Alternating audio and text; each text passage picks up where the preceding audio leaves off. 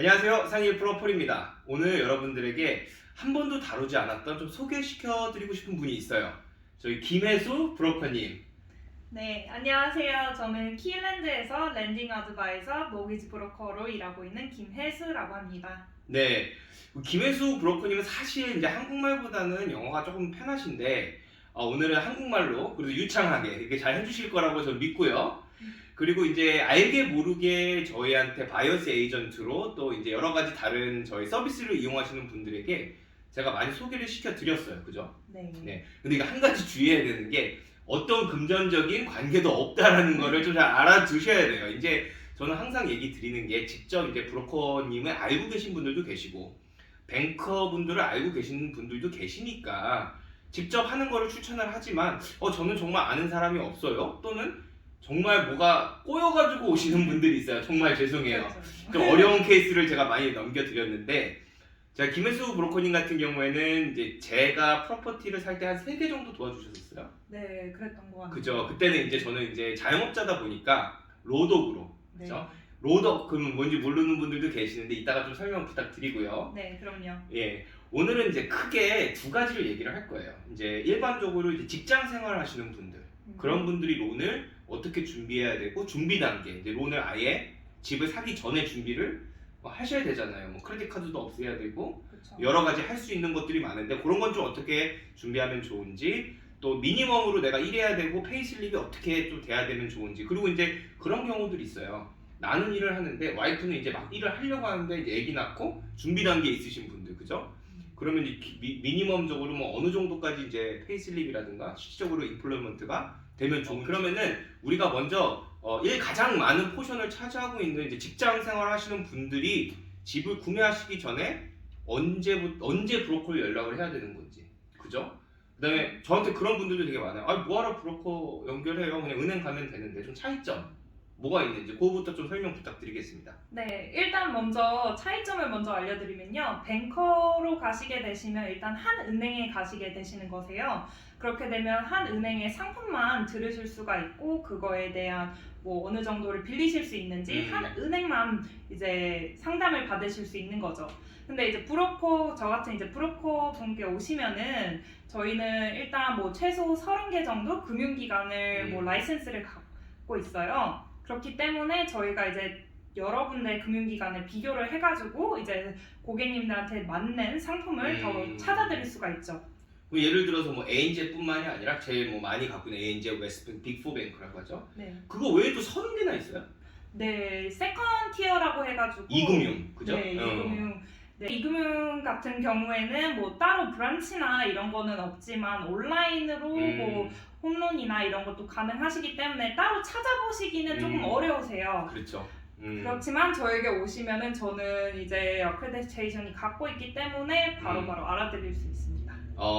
근데 이게 또 좀 조심해야 되는 게 한국에서는 이금융, 상금융 하면은 막 낙인 찍히는 거 있잖아요. 근데 호주는 그런 게 있나요? 아니요, 딱히 뭐 낙인이라고 하는 건 없고요. 뭐 제2금융이라고 해서 뭐 다른 빅4에 비해서 뭐 더 안 좋거나 이런 부분은 없어요. 근데 제2금융 같은 경우에는 큰 은행보다 좀 더 유연하다고 말씀을 드려야 되나? 좀 더 후한 부분이 좀 있긴 해요. 어떤 면에서 보면은. 그래서 제2금융으로 가시는 분들도 있고요. 그리고 가끔 가다가 빅4에 비해서 금리가 더 낮은 경우도 있고요. 저 옛날에 제 거 해줬을 때 저는 3금융이었나요? 네, 그죠. 저는 자영업자들은 3금융까지 가야 될 때도 있어요. 뭐 어쨌든 뭐 세트라는 게 중요한 거니까, 그죠? 그렇죠. 왜냐면은 그때 뭐 이자율이 다른 데보다 한 1, 2%가 높았었던 걸로 기억을 하는데 그래도 그게들이 다 지금 2배 이상 부동산이 올랐거든요. 그러면 그때 뭐 달에 뭐 200불, 300불 더 내는 게 별 의미가 없다. 뭐 오를 때는 몇 억씩 오르니까. 자, 그러면은 뭐 브로커리지 피가 따로 있나요? 은행 직접 가는 거랑 비교했을 때? 저희 브로커 같은 경우에는 고객님들한테 따로 비용이나 이런 거는 차지를 하고 있지 않고요. 그 이유는 이제 은행에서 세트를 하신 후에 저희는 이제 은행을 통해서 받고 있기 때문에 고객분들한테 따로 피나 이런 걸 비용을 차지하고 있지는 않습니다. 그러면은 이제 어떤 사람이 집을 사고 싶어요. 마음을 먹었어. 한 1년 정도 풀타임을 하셨다고 가정하에 뭐 6개월 후에 내가 뭐 집을 살려고 한다, 1년 후에 살려고 한다. 어떻게 좀 준비할 수가 있을까요? 크레딧 체크 같은 게 있잖아요, 그죠? 그거에 대해서 조금만. 네. 크레딧 체크 이제 많은 분들이 확인을 잘 안 하세요. 근데 이제 온라인 인터넷에 들어가 보시면은 이제 크레딧 레포트를 무료로 받아보실 수 있거든요. 신용등급 네, 한국말로 신용등급. 하면. 예. 신용등급 받아보실 수 있는데 그거를 한번 확인을 해보시는 게 좋으세요. 왜냐하면 가끔 가다가 뭐 큰 거 같은 경우는 많은 분들이 안 까먹지만 가끔 가다 비리나 이런 거 조그만한 부분도 만약에 안 내셨더라면 그게 이제 디폴트로 들어가가지고 나중에 문제가 생기면 홈런을 받으시기가 좀 힘드세요. 7년 가잖아요.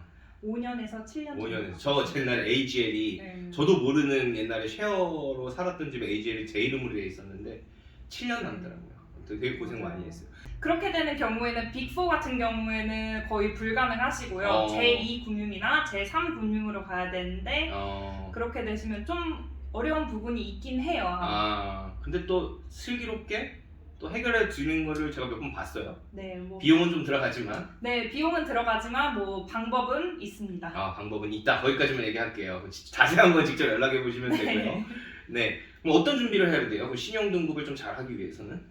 일단은 뭐 까먹지 않고 비리나 이런 거를 다 내시고 그 다음에 이제 크레딧 체크 레포트를 1년에 한 번씩은 꼭 확인을 해보시고 그 다음에 이제 홈런을 준비하시기 위해서는 꾸준히 일하시는 게 제일 좋긴 하지만 중간에 뭐 직장을 바꾸시거나 뭐 갑자기 프로모션이 돼서 다른 곳으로 가시게 되거나 이랬을 때 28일 이내에 다른 직장으로 가시는 게 중요하세요, 조금. 그게 무슨 말이 28 이내에 간다. 중간에 갭이 없어야 된다. 갭이 없어요. 28일 오케이. 이내에 예. 네, 다른 직장으로 옮기시면은 뭐 3개월이나 6개월 미만 일하셨어도 저희가 홈런이 진행이 가능하신데 그게 아니시면은 저희가 좀 3개월이나 6개월을 기다리신 후에 진행이 가능하세요. 그럼 결국 3개월 이상은 페이슬립이 쌓이는 게 중요하다. 네. 그러면 풀타임, 파트타임, 캐주얼 다 다르잖아요. 그거에 대한 어떤 브로커님의 입장으로서 차이점 어떤 게 있을까요? 뭐 풀타임이나 파트타임은 뭐 거의 같다고 보시면 되세요. 아무래도 시간이나 이런 게 정해져 있는 시간이 다를 뿐이지 뭐 정해져 있는 뭐 가끔가다 뭐 샐러리가 캡이 되어 있으신 분들이 있으니까 그런 부분은 이제 비슷한데 그래서 파트타임, 뭐 풀타임은 보통 한 최소 3개월 정도 일하시면 바로 진행이 가능하신데 캐주얼 같은 경우에는 정해진 시간이 없기 때문에 은행에서 많이 최소 6개월에서 거의 뭐 1년 정도까지도 보고 있어요. 6개월에서 1년을 캐주얼로 뭐 예를 들어서 주에 뭐 평균 500불 계속 벌어왔다 그럼 인정이 되는 거예요? 네. 캐주얼 같은 경우에는 6개월 동안 꾸준히 일하시고 근데 저희가 이제 은행에 신청서를 넣을 때는 그 여태까지 6개월 동안 버신 금액이 평균이 들어가기 때문에 아무리 최근에 좀 더 버셨다고 해서 저희가 그 금액을 쓸 수는 없어요. 오케이. 그리고 이런 경우도 되게 많아요. 이제 제가 이제 손님 이제 클라이언트 분들이랑 얘기를 하다 보면은 연봉이 얼마예요? 그러면 뭐 10만 불입니다 이렇게 얘기를 하는데 나중에 알고 보면 베이스 레이트가 한 7만 불 되고 오버타임하고 이제 뭐 커미션이나 보너스가 합쳐지면은 대략 10만 불 되는 경우가 있거든요. 그런 것들은 어떻게 보통 핸들링을 하시나요? 네, 저도 이제 많은 분들이 이제 고객 상담을 하실 때 이제 물어본 소득이 어떻게 되시냐고 여쭤보는데 뭐 5만 불, 뭐 6만 불만 말씀을 하세요. 따로 뭐 오버타임이 있으시거나 얼라운스 뭐 이런 걸 말씀을 안 해주세요.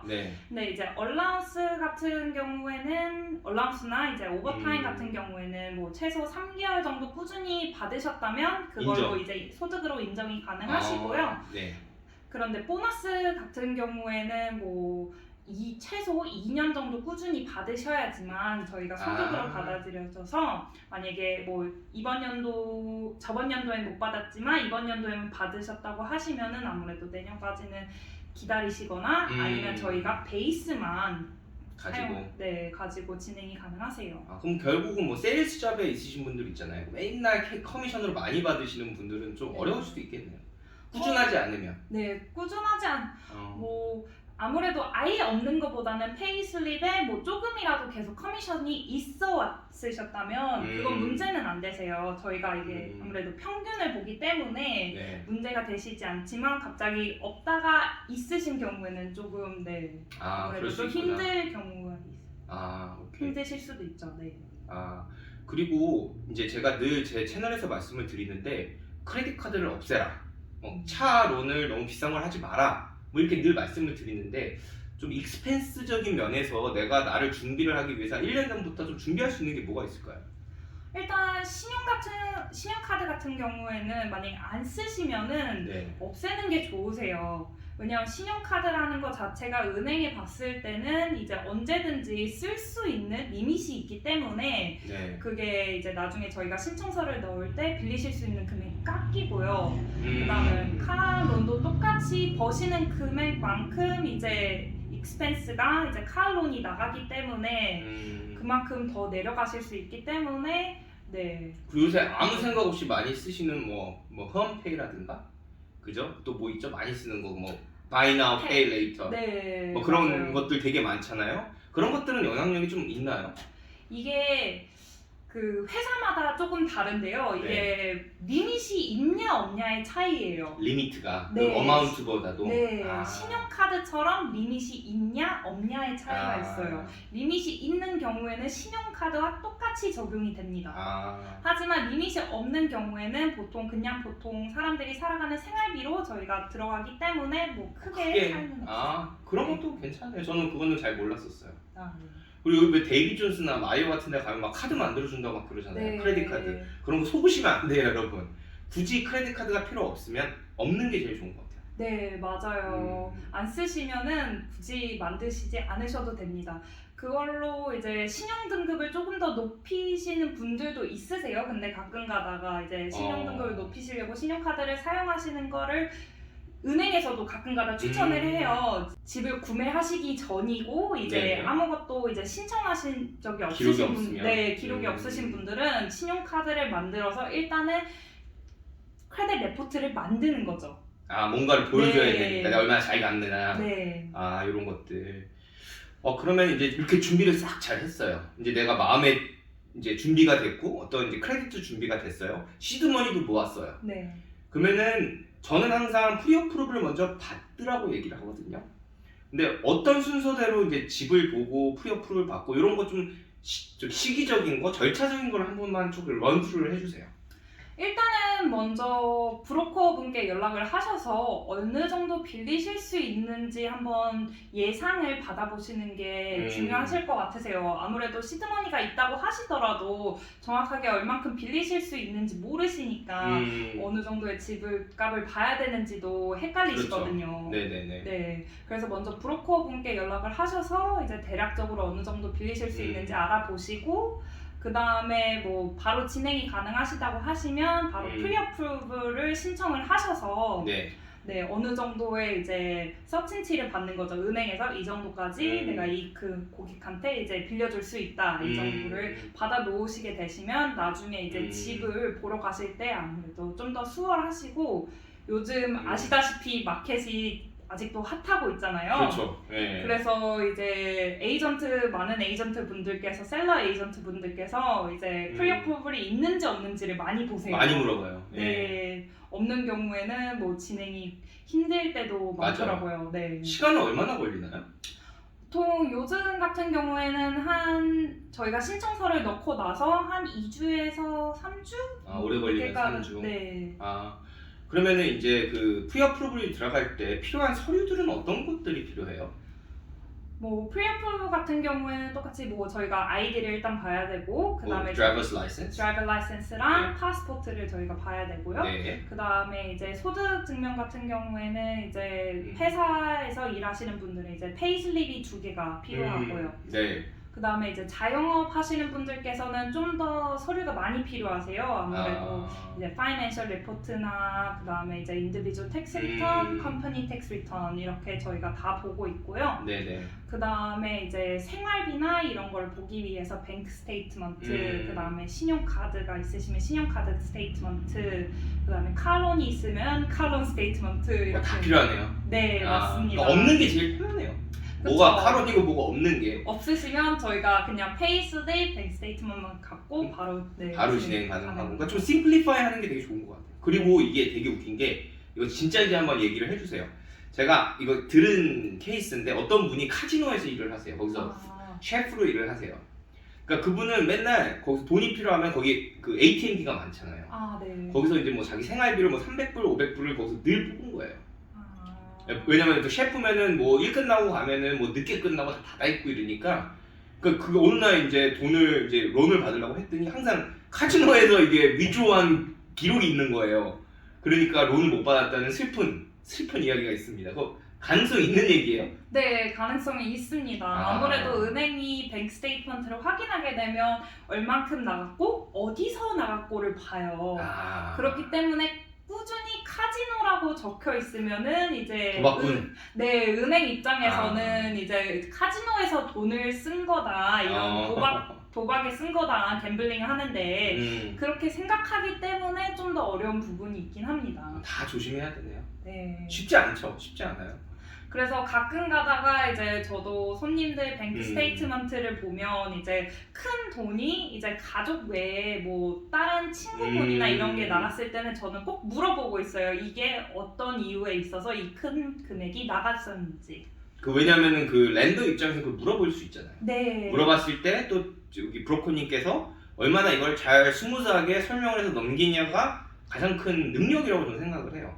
네, 맞습니다. 그런 대처. 네. 그냥 은행에서는 바로 고객분들한테 전화를 걸어서 이게 뭐 때문에 트랜스퍼가 된 거냐 뭐 전화를 하지 않고 브로커에게 물어보기 때문에 그렇죠. 저희에게 다 알려주시면은 저희는 다이렉트로 바로 말을 할 수가 있기 때문에 좀 더 수월한 경우가 있어요.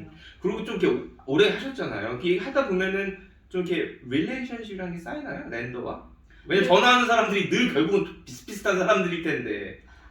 네. 저희 같은 경우에는 이제 어세서나 이렇게 심사하시는 분들과는 뭐 매번 서류마다 다르기 때문에 그런 거는 없고요. 네. 저희는 아무래도 은행 쪽이랑 연락을 할 필요가 있을 때는 이제 비즈니스 디벨롭먼트 매니저라고 따로 저희에게 소속이 돼 있는 분들이 있어요. 네. 그분들께 이제 연락을 취해서 진행을 하고 있기 때문에 그분들과는 아주 친하게 지내고 있습니다. 친하게 지내는. 제가 에이전트랑 친하게 지내는 거랑 똑같은 거잖아요. 네, 맞아요. 그러면 이제 숨은 이제 얄짜배기 이런 가끔씩 소스 주고 이러거든요. 네. 그런 걸로 또 이렇게 우리 클라이언트 분들 좋은 거 사실 수 있게 이렇게 하는데, 그러면은 프리어프루까지 받았어요. 네. 그러면 이제 보통 저한테 받기 전에 저한테 오시거나 받은 후면 이제 받고 나서는 바로 진행을 하잖아요, 제가. 그러면은 이게 진행을 하면은 이제 세틀까지 가는 거는 이제 굉장히 스무스하게 보통 진행이 되는 것 같아요. 그래서 프리어프루블만 나오고 시드머니만 정확하게 있고 내가 버젯만 정확하게 알고 있으면 그 다음부터는 이제 전화 아니면 직접 하시든 이제 이렇게 구매를 하시면은 이제 되는 건데, 가끔씩 이제 영주권자분들 외에 다른 비자를 갖고 계신 분들도 연락이 올 때가 있어요. 그런 분들은 아예 안 되는 건가요? 호주에서 론을 받는 게? 이게 어떤 비자를 가지고 계시느냐에 따라 좀 달라질 것 같아요. 템포러리 비자도 가능한 비자도 있습니다. 아예 전체 다 안 되는 건 아니고요. 네. 가능한 비자도 있으시지만 아무래도 영주권이나 시민권을 가지고 계신 분들하고 좀 다른 경우가 있어요. 뭐 employment history 같은 경우에 뭐 최소 일하시는 기간이 좀 더 긴다거나 아니면은 이제 저희가 LMI 없이 진행을 하시면 최대 80%까지 이제 빌리실 수가 있는데 이제 템포러리 비자 같은 경우는 뭐 70%까지만 가능하신다거나 이렇게 조금 다른 점이 있지만 진행은 가능합니다. 아까 방금 말씀하신 LMI가 그 뭐죠? 랜더 모기지 인슈런스. 그렇죠. 랜더 모기지 인슈런스. 그거에 대해서 잠깐만 설명을 해주세요. 네, 랜더 모기지 인슈런스 같은 경우에는 집값 밸류의 80% 이상 빌리시게 되시면 은행한테 내셔야 되는 인슈런스예요. 보험 비용인 거죠. 그거 같은 경우에는 만약에 내시게 되시면은 이제 들어가시는 시드머니가 좀 더 적지만 아무래도 보험비나 이런 게 더 들어가시게 되시고 1%, 2% 하죠? 그렇게 정확하게 퍼센테이지로 정해져 있진 않고요. 금액으로 정해져 있나요? 아니요, 이게 빌리시는 그 금액에 따라서 이게 네. 천치만별이라 케이스 바이 케이스네요. 케이스 바이 케이스입니다. 그리고 은행마다 다 레이트가 조금 달라요. 그래서 어떤 은행 같은 경우는 좀 더 낮을 수가 있고 어떤 은행은 좀 더 높을 수가 있어요. 몇 천불까지도 차이가 나서 네. 그러면은 저는 이제 보통 저는 많이 빌리는 경우가 많으니까 뭐 8대2로 갈 때도 있고 어떤 분들은 뭐 9대1로 갈 때도 있고요. 네. 그죠? 그러면은 LMI를 그거를 추가적으로 예를 들어서 뭐 2만 불이라는 LMI가 생겼다고 하더라도 그게 결국은 30년 론 안에 같이 포함이 되는 건가요? 네, 맞습니다. 근데 제가 뭐 갑자기 더 뭐 디파짓이 필요하거나 현금이 필요한 건 아니잖아요. 네, LMI 같은 경우에는 이제 론이랑 같이 포함을 시켜서 빌리시거나 아니면 세틀먼트 때 내실 수가 있어요. 근데 네네네. 보통 같은 경우에는 이제 홈론 자체 내에 이제 포함을 시켜서 진행을 많이 하고 계시고요. 네네. 근데 이제 가끔 헷갈리시는 분들이 이제 저희가 보면 최대 집값 밸류의 95%까지 LMI를 포함을 시켜서 가능하시다고 말씀을 드려요.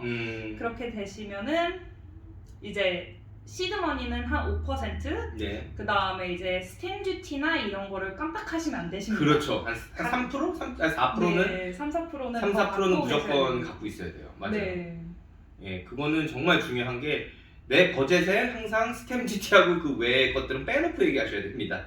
안 그러면 나중에 큰 불상사가 날 수 있는데 그 다음에 이제 제가 늘 제 영상에서 말씀드리는 게 이제 오프 더 플랜 아파트나 타운하우스는 좀 조심하셔라 라고 얘기하는 게 저도 경험이 있어요. 언더밸류. 그쵸. 언더밸류에 대한 그게 있는데 그 언더밸류가 나면은 어떻게 돼요 보통? 저 언더밸류 났었거든요. 10만 불 났었어요. 저. 네, 맞습니다. 이제 아무리 계약서에 뭐 50만 불로 이제 집을 계약을 하셨다 그러더라도 저희 은행에서는 밸류에이션을 항상 보고 있어요. 홈론을 진행할 때마다 이제 밸류에이션을 진행을 하고 있는데 밸류에이션에서 50만 불이 안 나오고 만약에 40만 불이 나왔을 경우에는 홈론에서 이제 40만 불에 대한 80%를 빌려드릴 수 있기 때문에 언더밸류가 안 나오는 게 제일 좋긴 합니다. 언더밸류가 나오면 나온 만큼 그냥 캐시가 들어간다고 보시면 됩니다. 네. 안 그러면은 그거를 세트를 못 해요. 세트를 못 하고 남한테 헐값에 팔거나 그 보통 디파짓 포함해서 팔거든요. 네. 예, 뭐 아니면은 뭐 소송까지도 갈 수 있는 굉장히 위험한 게 있어서 이제 오프 더 플랜은 조금 조심하시라고 제가 늘 말씀드리는 거고 이제 또 김혜수 브로커님께서 이렇게 컨펌을 해주셨네요. 네. 오프 더 플랜 같은 경우에는 아무래도 지금 계약을 하시지만 이제 홈런이 들어가는 시기는 이제 거의 컴플리션 이제 2-3년 후. 네, 그죠? 다 되었을 때 이제 저희가 들어가는 거기 때문에 지금 아무리 뭐 그 가격에 계약을 하시더라도 다 짓고 나서 그 가격이라는 보장이 없기 때문에 맞아요. 조금 오버밸류도 있어요.